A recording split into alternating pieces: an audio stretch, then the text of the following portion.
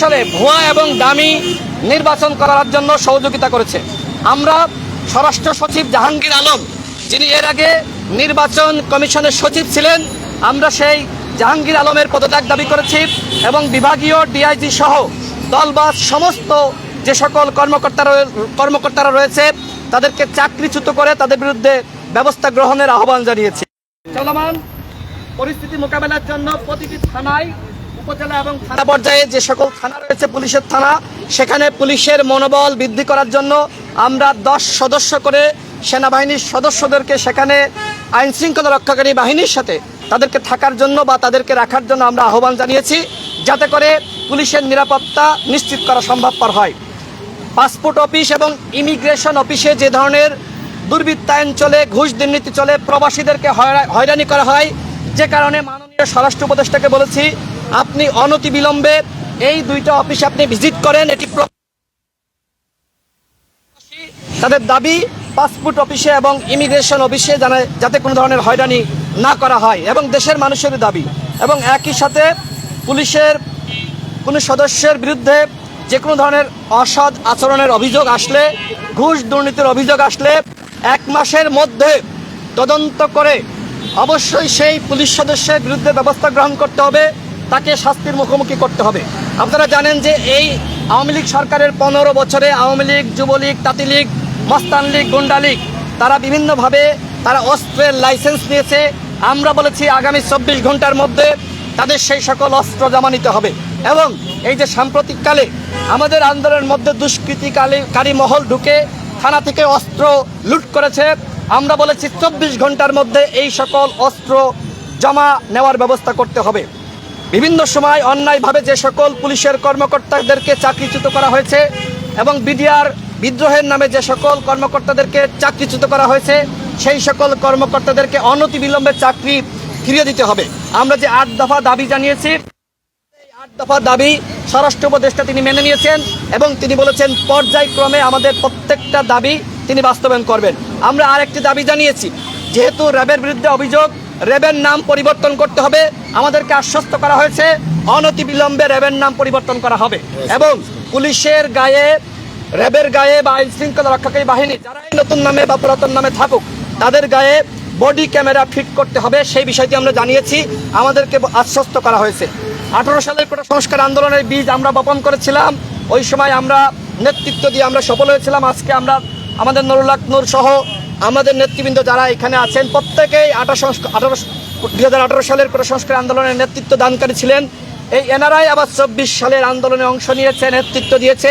আমাদের ভাই ব্রাদার সহযোদ্ধারা যারা 24 সালের আন্দোলনের নেতৃত্ব দিয়েছে, সকলের বিরুদ্ধে যে ধরনের মামলা করা হয়েছে 18 সাল থেকে 24 সাল, সমস্ত মামলা প্রত্যাহার করার জন্য আমরা আহ্বান জানিয়েছি এবং রাজনৈতিকভাবে গত 15 বছরে ভিন্নমত দমন করার জন্য যে ধরনের মামলা ছিল, এই মামলাগুলো আমরা প্রত্যাহার করার আহ্বান জানিয়েছি।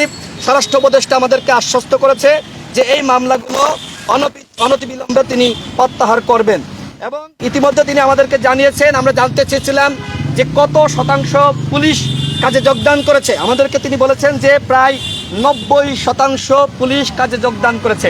তিনি আমাদেরকে আহ্বান জানিয়েছেন যে সন্ত্রাসীদেরকে আপনারা যেখানেই পান আমাদেরকে জানাবেন।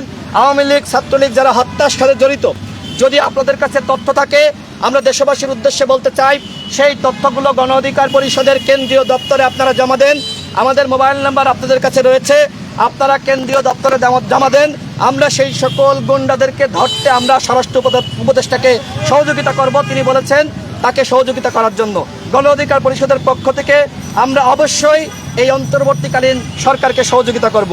আমাদেরকে জানানো হয়েছে এই সন্ত্রাসীদেরকে ধরানোর জন্য 2-3 দিনের মধ্যেই চিরুনি অভিযান পরিচালনা করা হবে, এটা আমরা দাবি জানিয়েছিলাম এবং তিনি বলেছেন যে আপনাদের এই দাবিগুলো যৌক্তিক, প্রত্যেকটা দাবি তিনি বাস্তবায়ন করবেন। আর একটি বিষয় যেটি সর্বশেষ বলতে চাই, মাননীয় স্বরাষ্ট্র উপদেষ্টা যে বক্তব্য দিয়েছিলেন এবং আরও কয়েকজন যে ধরনের বক্তব্য দিয়েছেন যে নতুনরা নেতৃত্বে আসবে, পুরাতনরা বাদ, এই ধরনের বক্তব্য এসেছে। আমরা সে বিষয়ে প্রশ্ন করেছি এবং রাজনৈতিক দলগুলো যে বিক্ষুব্ধ হয়েছে আমরা সে বিষয়েও জানিয়েছি।